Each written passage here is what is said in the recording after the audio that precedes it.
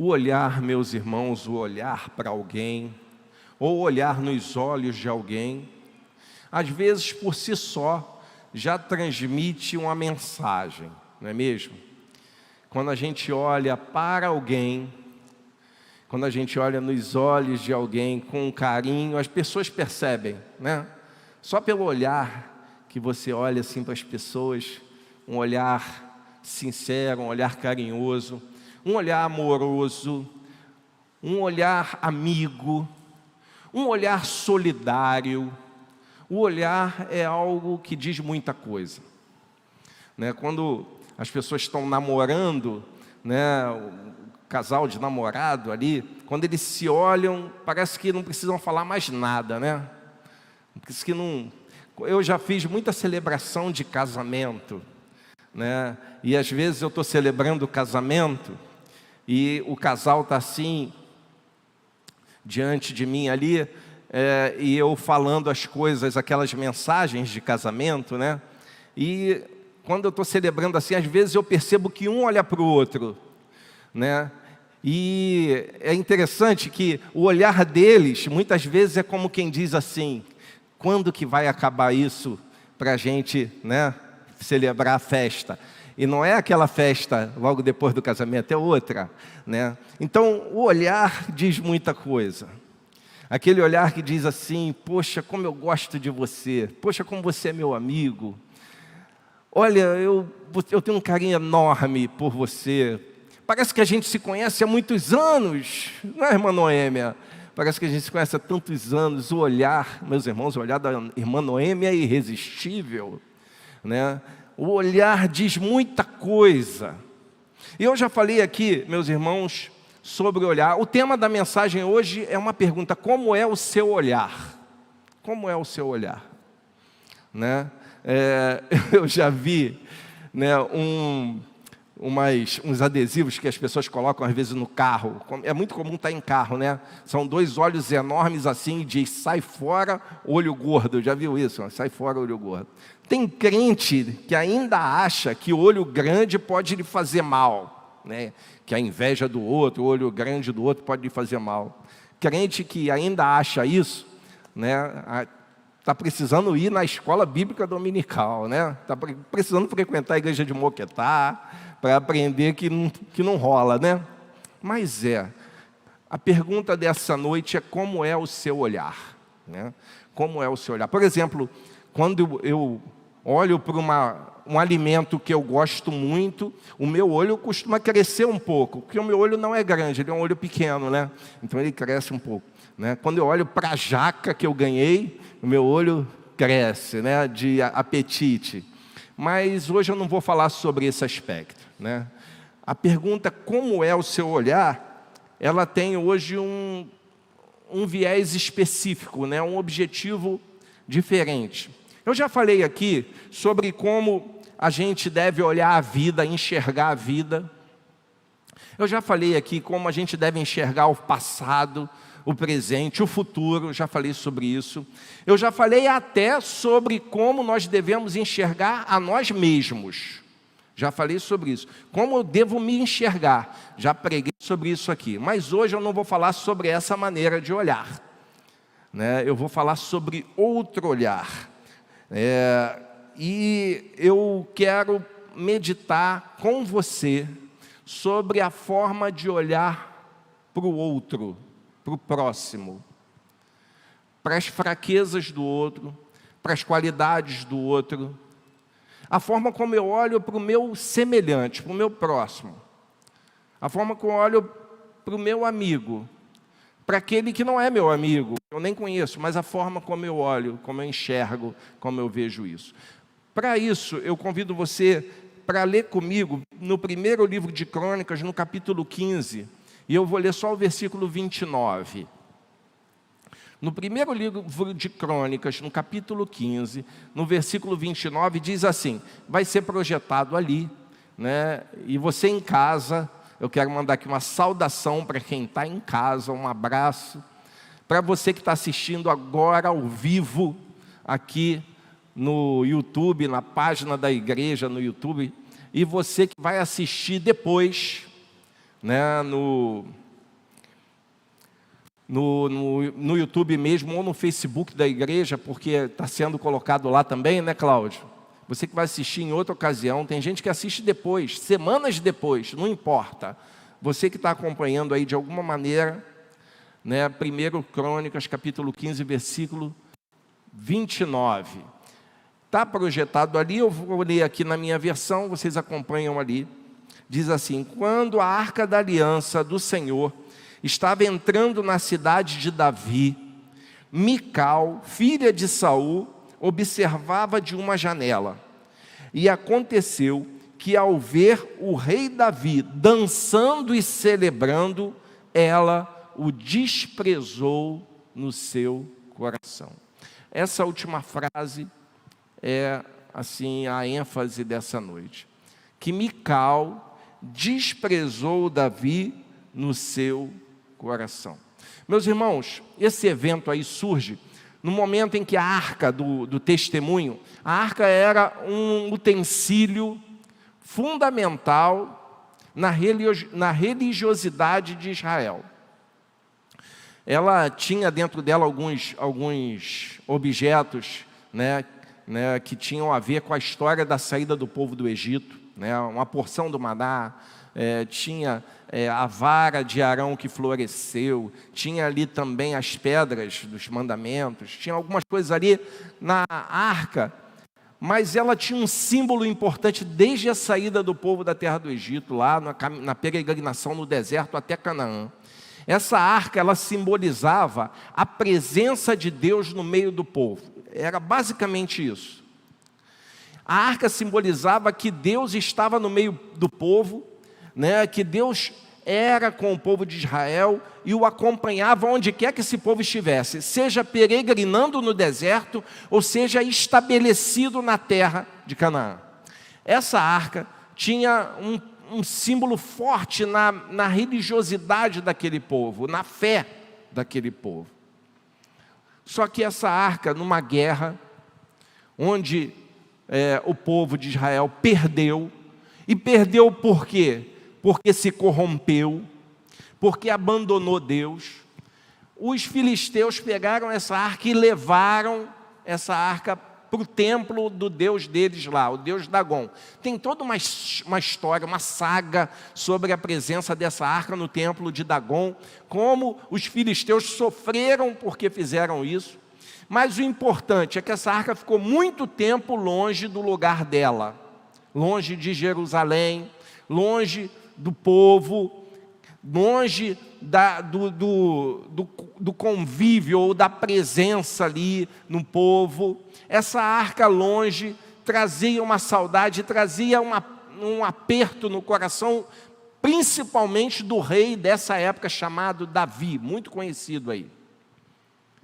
O Davi fez uma tentativa de levar essa arca de volta e houve assim uma tragédia.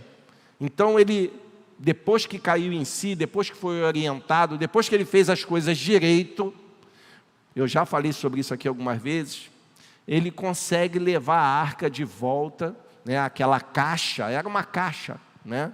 Tem gente que até reproduz isso hoje, né?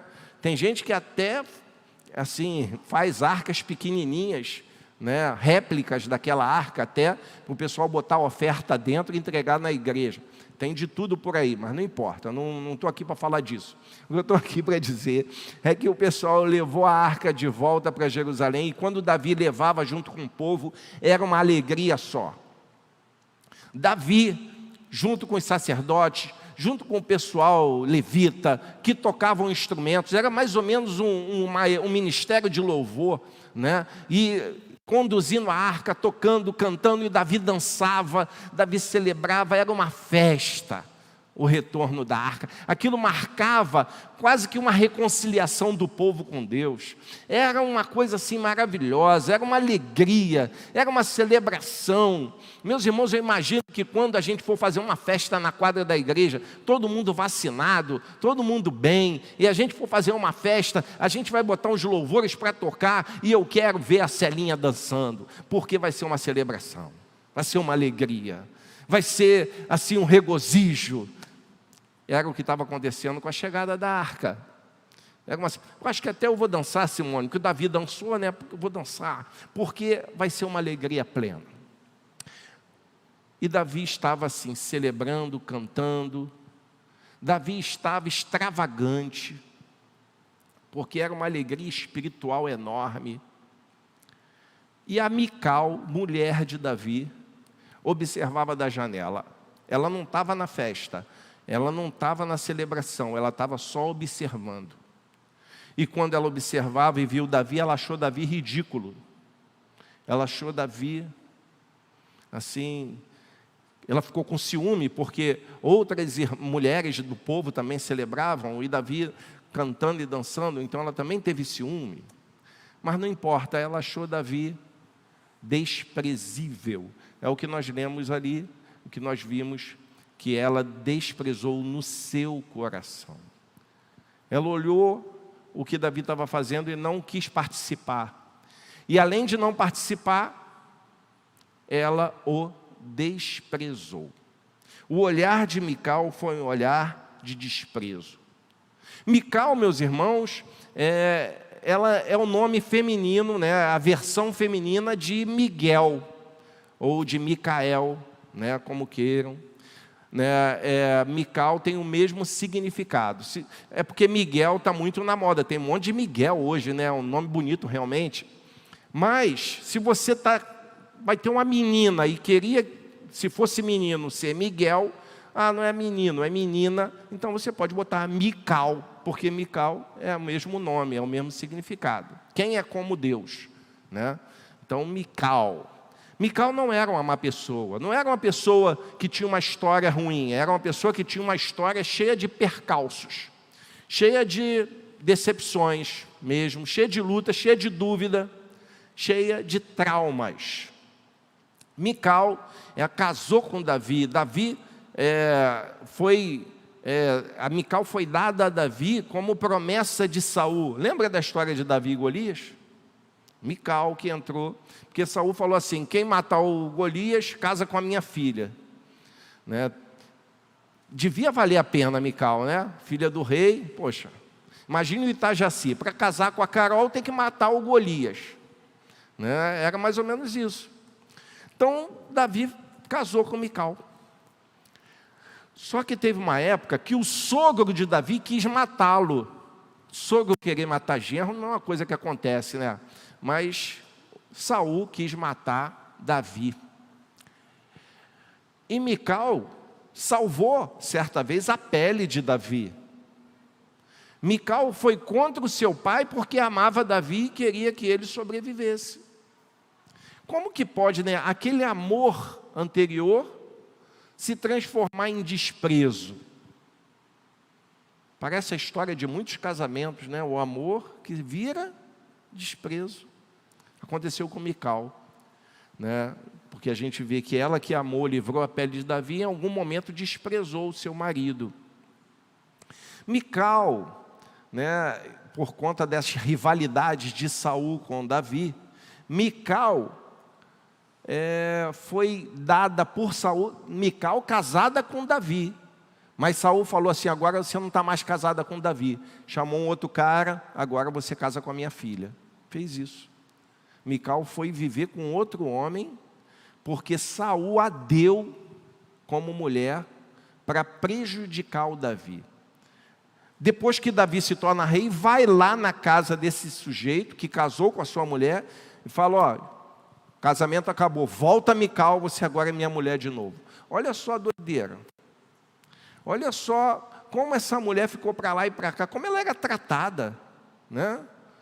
Ela tinha traumas, ela tinha marcas, ela tinha cicatrizes e sequelas emocionais muito fortes.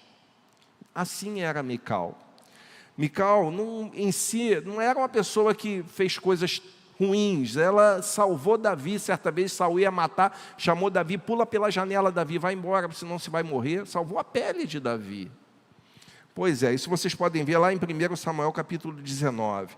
Ela passou por situações muito difíceis que marcaram e afetaram a forma como ela enxergava a vida e enxergava os outros. E afetaram a maneira como ela enxergava o próprio marido. E aí a gente tem que pensar que a nossa forma de enxergar o mundo, enxergar os outros, é muito contaminada pela nossa história de vida, por aquilo que nós passamos. E nós temos uma grande chance, uma grande oportunidade de superar isso. Mas é grande mesmo, é enorme a chance que temos de superar a rejeição, de superar a traição, de superar o desprezo, de superar o abandono em Cristo. Porque Ele que passou por tudo que passou, porque Ele passou por desprezo. Ele sabe o que é ser desprezado. Ele sabe o que é ser traído. Ele sabe o que é ser abandonado. Ele sabe o que é ser odiado. Ele sabe o que é ser torturado. Ele sabe o que é ser vítima de violência e de ódio. Então ele conhece cada sequela, cada dor que a Mical tinha ou que você tem. Ele sabe. Então ele sabe tratar disso, porque ele viveu na pele, ele viveu na sua carne, ele viveu no seu emocional, ele viveu isso tudo. Então ele sabe como se trata, ele sabe como se cuida, e principalmente ele sabe como se cura tudo isso, né? Então ela tinha essa forma de viver, de enxergar, e Mical não conseguia participar da festa, ela não conseguia viver a celebração. A Mical entrava num culto como esse e não conseguia cantar. A Mical, quando se entrasse num culto como esse e cantasse, ela não conseguia se concentrar no que estava cantando. E se ela entendesse o que estava cantando, ela não conseguia acreditar no que estava cantando. Porque a Mical tinha uma forma de enxergar muito afetada, muito machucada, muito sequelada. E a pergunta que eu faço para você nessa noite é: como é o seu olhar? Será que o seu olhar não está muito parecido com o da Mical, que só criticava?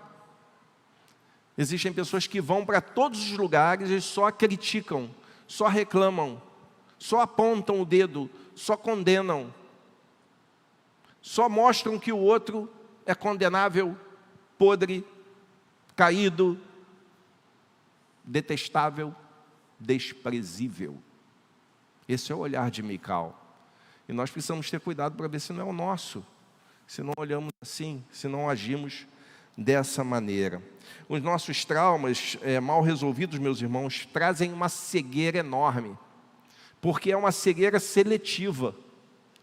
É aquele filtro onde eu só olho o que não presta e esqueço de olhar o que é bom, o que é virtude, o que é correto, o que é elogiável, porque eu filtro, eu tenho uma cegueira marcada pelas minhas tristezas, amarguras, pelas minhas dores, que não permitem eu olhar o que é bom, que não permitem eu olhar o que presta, que não me deixam ter um olhar mais paciente, mais generoso para as pessoas. É muito comum, eu falo isso por experiência, porque eu sou assim, porque a nossa natureza nos leva a ser assim. A gente passa a vida toda com alguém e é difícil a gente destacar algo de bom, mas sobressai logo o que é ruim, não é verdade? Sobressai logo o que é ruim. E o ruim é se eu passar a vida toda com alguém assim e perder essa pessoa e não tiver a chance de dizer o como ela foi boa para a minha vida. Meus irmãos, a reflexão é como enxergamos o próximo. E aí eu preciso ter olhar de misericórdia. O nosso olhar não pode ser um olhar cruel, que quer condenar sempre. O que é a misericórdia? Misericórdia é você não dar o castigo que a pessoa merece. Não é verdade? Em outras palavras é isso. Tem várias definições de misericórdia, mas misericórdia não dá o castigo que a pessoa merece, ou a condenação que ela merece. Ela merece ser condenada. Mas se eu for olhar em última análise, quem não merece ser condenado? Quem de nós é justo? 100% justo. Quem de nós não erra nunca? Então o meu olhar precisa ser de misericórdia para o outro.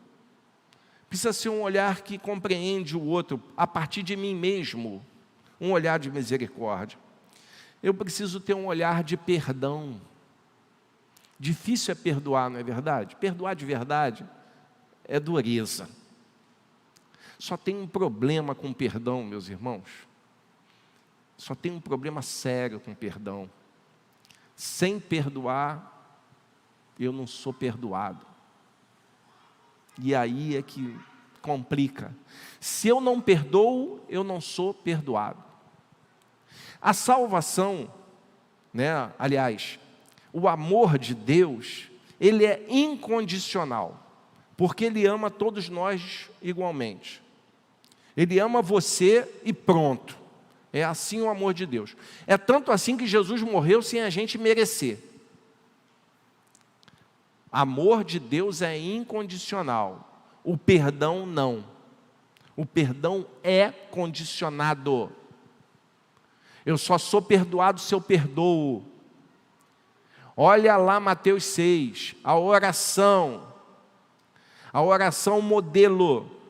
O que Jesus te ensinou e o que Ele me ensinou. Vamos orar a oração modelo que Jesus ensinou. É um modelo de oração, mas vamos repetir.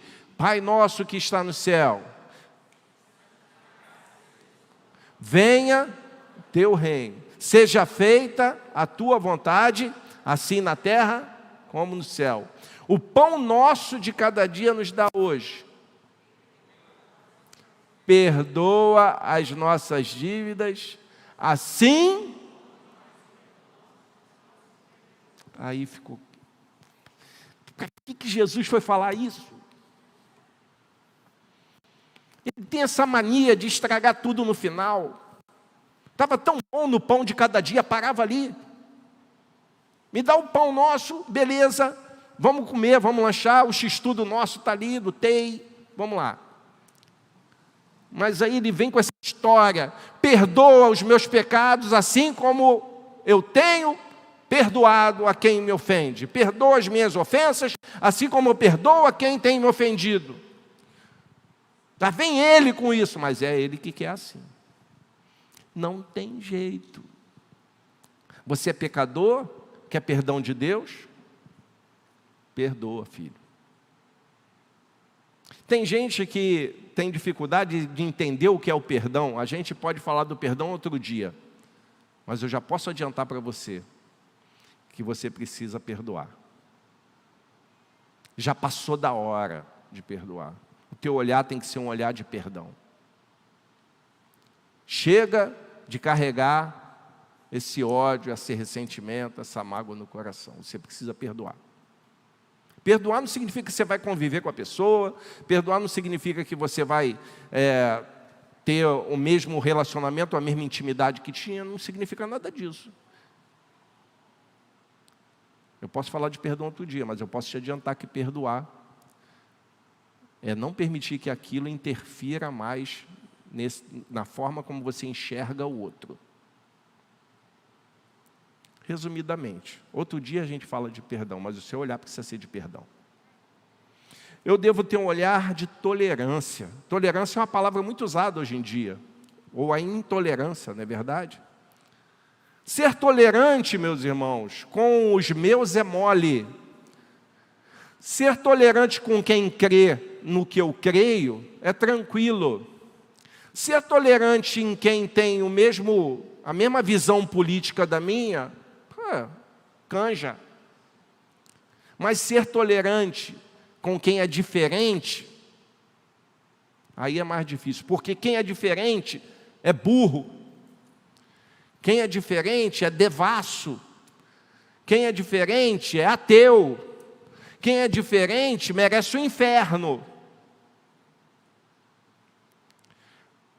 Filho dos outros a gente não tolera, a gente só aguenta o nosso. Eu só aguento o meu filho, o dos outros eu não aguento. Quando é criança, então, é assim. Tem até um ditado popular feio aí, fala sobre isso, né? Que filho é que nem não sei o quê, você só aguenta o seu. Mas tolerar o dos outros é mais difícil. Tolerar os problemas dos filhos dos outros é mais difícil. O filho dos outros é bagunceiro, mal educado. O meu filho não, meu filho é hiperativo. Meu filho é hiperativo. O dos outros é bagunceiro, é mal educado. O filho dos outros é o capeta. O filho dos outros é o demônio, é o capeta. Aquela criança é o capeta. O meu filho não. O meu filho é um anjinho acelerado. Porque é meu. E costuma ser assim. O dos outros a gente não tolera. O diferente a gente não tolera. Quem faz opções diferentes daquilo que eu acredito, eu não tolero. E aí vai para muita gente, que até dentro de igreja, quem tem uma cor de pele diferente, eu não tolero. Quem tem um cabelo diferente, eu não tolero. Só que o olhar de Jesus é um olhar de tolerância. Ele tolera.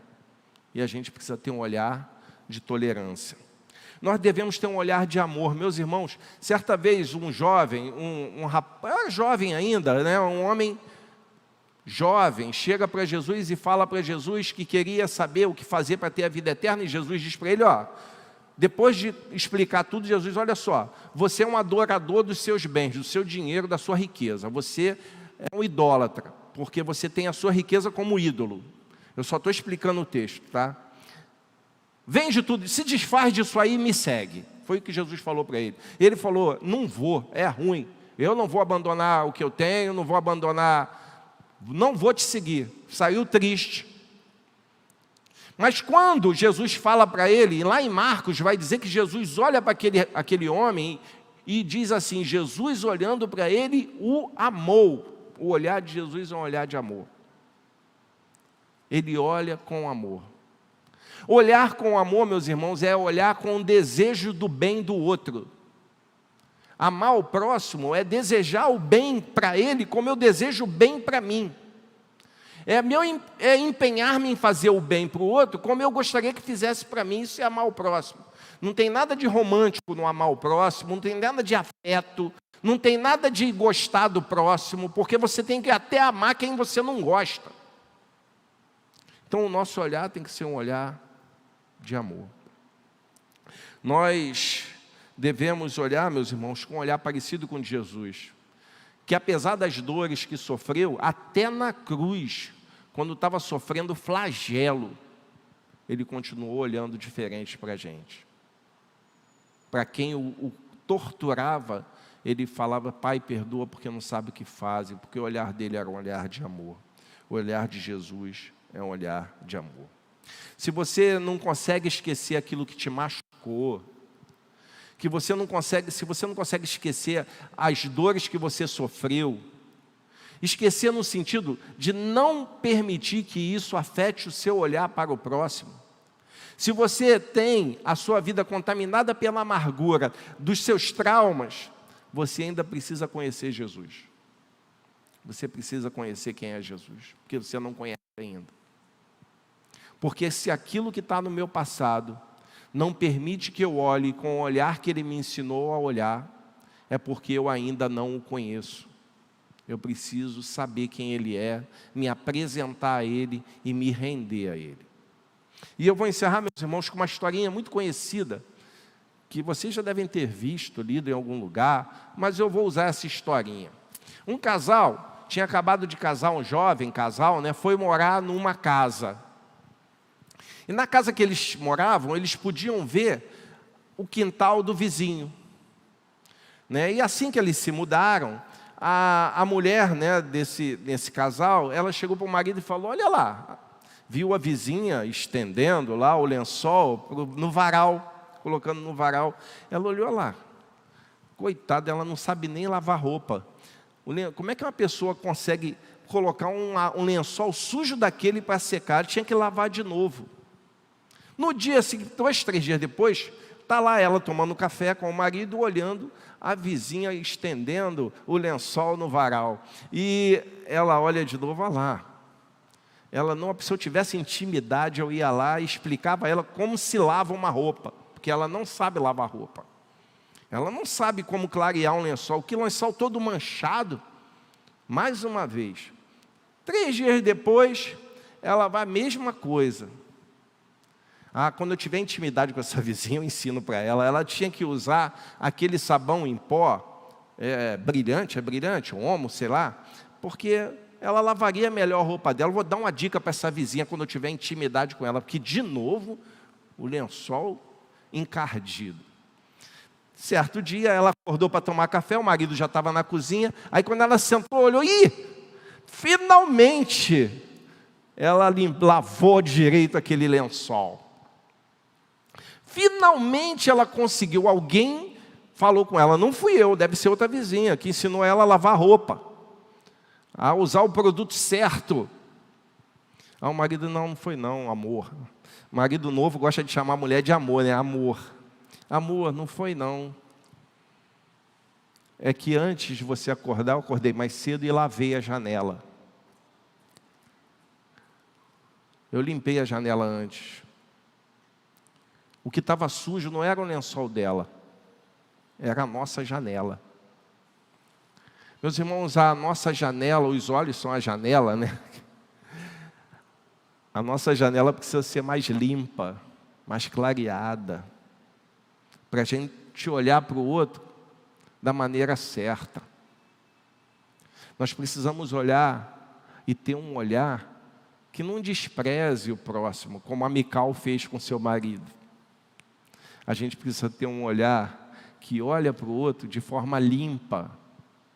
Se o outro anda sujo, se o outro quer viver sujo, é problema dele, mas o meu olhar é limpo. E o Senhor Jesus certa vez falou que os olhos são a candeia, né? Os luminares da alma. E que se a luz que em nós habita são trevas, grandes trevas serão, porque elas tornam o nosso ser, a nossa alma, a nossa mente tenebrosa. Então que o nosso olhar seja lavado, que a nossa forma de ver seja purificada, um olhar mais puro para as pessoas, um olhar mais misericordioso, mais tolerante, mais amoroso, mais perdoador, o olhar de Jesus. Que esse Jesus, que olhou para nós, e ao invés de ver pecadores sujos, que ao invés de ver pecadores perdidos, condenados, dignos do inferno, que olhou para nós e viu filhos de Deus, que esse Jesus nos abençoe, que nos faça realmente agir como seus filhos. Porque Ele olhou para nós e não viu o que a gente era, Ele viu o que poderíamos ser, filhos amados de Deus. E que Deus purifique e limpe o seu olhar. Que Deus te abençoe.